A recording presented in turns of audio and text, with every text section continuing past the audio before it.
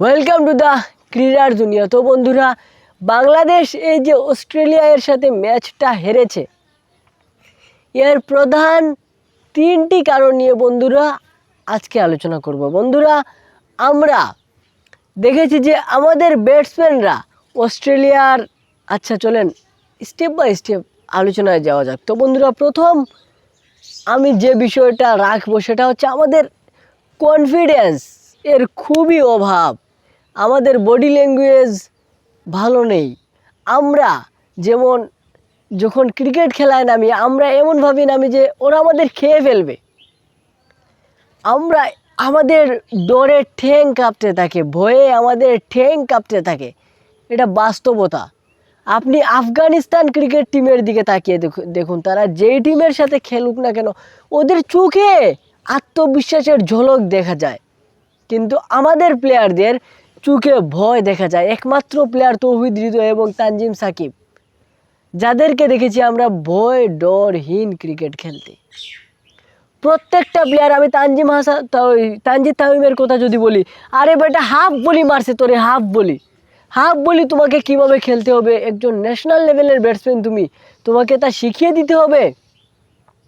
সে কোনখানের bowler বা এটা তো দেখার বিষয় না, বলটা কি করছে ওইটা তো দেখবা তুমি, ওইটাই তো দেখার মেইন বিষয় নাকি ভাই।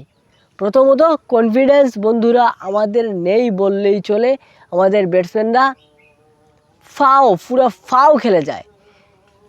এরপরে যদি আমি বন্ধুরা এরপরে যে বিষয়টা আমি রাখবো লিস্টে, যে এইটাই সমস্যা আছে সেটা হচ্ছে বন্ধুরা আমাদের প্লেয়ারদের মাইন্ডসেট। বোলারদের আমি বলবো না, ব্যাটসম্যানদের মাইন্ডসেট। ভাই, আপনি বল খেলতেছেন ভালো কথা, আপনি ডট বল খেলতেছেন, কিন্তু আপনাকে তো সেই লাস্ট পর্যন্ত থেকে সেই ডট বলগুলোকে, ডট বলের যে হিসাব নিকাশটা আছে না, ওটা মিলিয়ে দিয়ে আসতে হবে। আপনি ভাই 25 বলে 16 রান করলেন, 25 বলে 15 রান করলেন, তারপর একটা বলে আপনি থুম করে মারতে গিয়ে আউট হয়ে গেলেন। তো এই যে আপনি 10 থেকে 15টি বল ডট খেললেন বা 12টি বল ডট খেললেন, তাহলে সেই জায়গাটা আপনার পূরণ করে দেবে কে? আজকে যদি বন্ধুরা আমরা পুরো হিসাবটা দেখি, আমরা দেখবেন তানজিম হাসান সাকিব 3 বল, লিটন দাস 9 বল, রিশাদ হোসেন 2 বল, 3 আর 9 12 14 বল, তারপরে সাকিব আল হাসান 2 বল 16 বল, মাহমুদুল্লাহ 1 বল 17 বল, মেহেদি হাসান 1 বল 18টা বল। 18টা বল আমরা 3টা ওভার ডট দিয়ে দিয়েছি, তাহলে রান কোথা থেকে আসবে?